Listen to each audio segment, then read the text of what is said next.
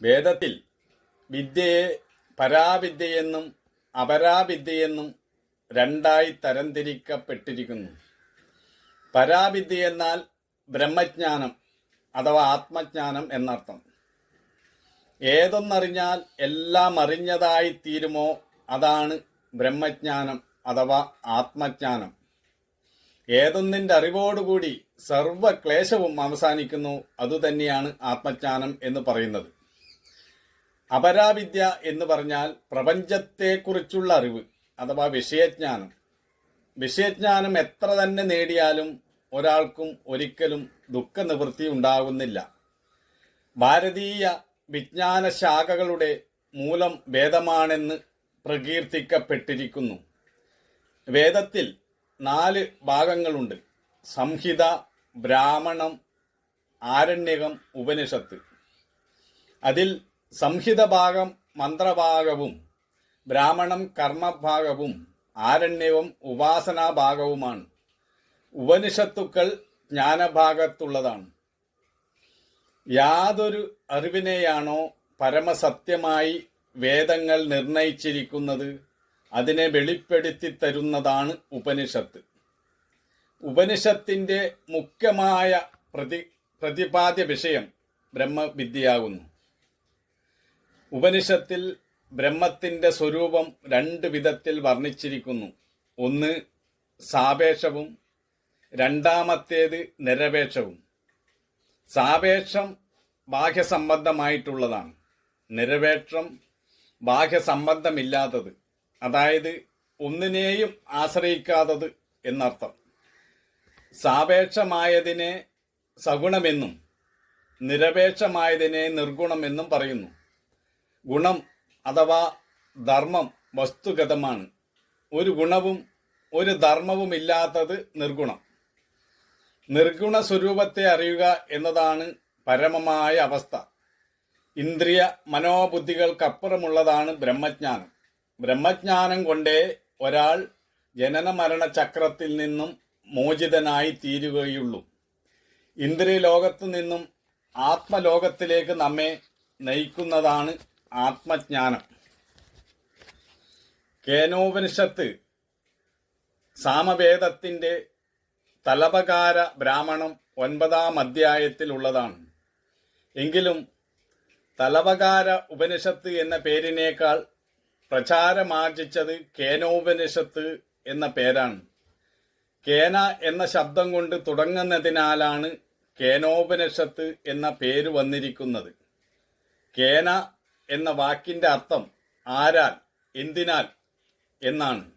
ആരാൽ ഇച്ഛിക്കപ്പെട്ടിട്ടാണ് മനസ്സ്, വാക്ക്, പ്രാണൻ, ചക്ഷു, സ്തോത്രം ഇവയെല്ലാം ഓരോ വിഷയങ്ങളിൽ ചെന്ന് പതിക്കുന്നത് എന്നിങ്ങനെ ആരാഞ്ഞുകൊണ്ടാണ് ഈ ഉപനിഷത്ത് ആരംഭിക്കുന്നത്. ശരിയായ ചോദ്യങ്ങൾ ചോദിക്കുവാനും വേണം ഒരു യോഗ്യത. ജീവിതത്തെ ശരിയായ രീതിയിൽ നിരീക്ഷിച്ചു പരീക്ഷിച്ച ഒരാളിൽ നിന്നേ അതിനെക്കുറിച്ച് ശരിയായ ചോദ്യങ്ങൾ ഉണ്ടാവുകയുള്ളൂ.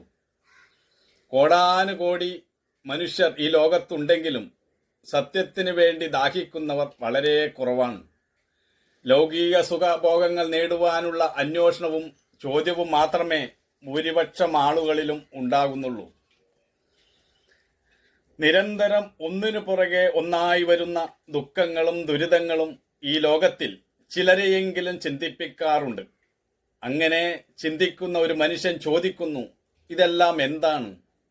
ജീവിക്കുക എന്ന് പറയുന്നത് എന്താണ്? ജീവിതത്തിനപ്പുറം വല്ലതുമുണ്ടോ? ഒരാളുടെ ചോദ്യം ആത്മാർത്ഥവും സത്യസന്ധവുമാണെങ്കിൽ, അയാൾക്ക് സത്യം അറിയുവാനുള്ള അതിയായ ദാഹമുണ്ടെങ്കിൽ അയാളുടെ ചോദ്യങ്ങൾക്കുള്ള ഉത്തരം തീർച്ചയായും ലഭിച്ചിരിക്കും. അതാണ് പ്രപഞ്ച നിയമം. എന്നാൽ അധികം പേരും ഇവിടെയും ചോദ്യങ്ങൾ ബാലിശ്യമാണ്. അന്വേഷണം ആത്മാർത്ഥതയില്ലാത്തതാണ്. പലരും വെറുതെ ചോദ്യങ്ങൾ ചോദിക്കുന്നു, എന്നാൽ അതിന് ഉത്തരം കണ്ടെത്താൻ അവരൊട്ടും താല്പര്യപ്പെടാറില്ല. ആത്മാർത്ഥതയും സത്യസന്ധതയും ഉള്ളതായിരിക്കണം ചോദ്യങ്ങൾ. രോഗം കൊണ്ട് കഷ്ടപ്പെടുന്ന ഒരുവൻ അതിൻ്റെ ശമനത്തിനായി ഒരു ഡോക്ടറുടെ സഹായം തേടുന്നതായാൽ ആ ഡോക്ടർ രോഗിയെ ഉപേക്ഷിക്കാതെ വേണ്ട ചികിത്സകൾ കൊടുത്ത് അയാളെ ശുശ്രൂഷിക്കുന്നു. അതുപോലെ സംസാര ദുഃഖത്തിൽ നിന്നും മുക്തി നേടണമെന്ന് അതിയായി ആഗ്രഹിക്കുന്ന ഒരാൾ ഒരു ഗുരുവിനെ കണ്ടെത്തുന്നു. ഗുരു സംസാരമുക്തിക്കുള്ള ജ്ഞാനം അയാൾക്ക് പകർന്നു നൽകുന്നു. അങ്ങനെ ഗുരു ശിഷ്യ പരമ്പരയിലൂടെയാണ് ആത്മവിദ്യ നിലനിന്ന് പോന്നിട്ടുള്ളത്.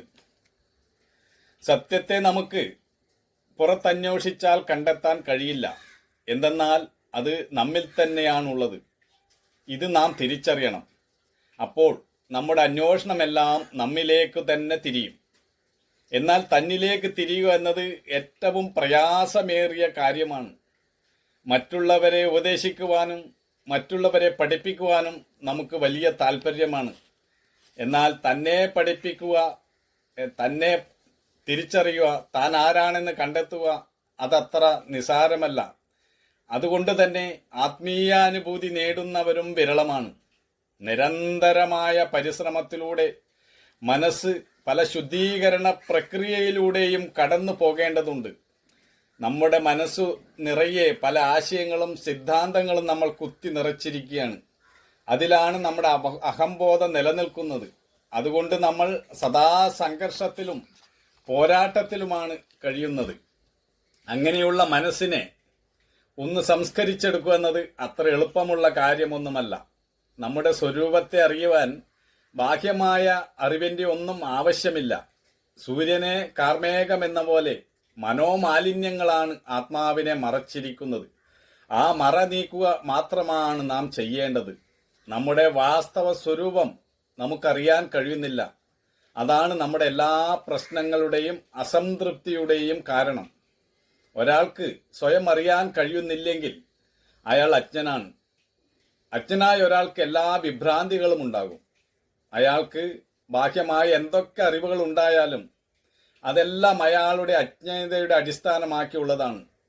തന്നിലേക്ക് തന്നെ ഉണരുവാൻ പ്രേരിപ്പിക്കുകയാണ് ഈ ഉപനിഷത്ത്. തൻ്റെ ഇന്ദ്രിയ മനോബുദ്ധികളെയൊക്കെ അതിക്രമിച്ച് പരമധാമത്തിൽ എത്തിച്ചേരുവാനാണ് കേനോപനിഷത്ത് നമ്മോട് ആഹ്വാനം ചെയ്യുന്നത്.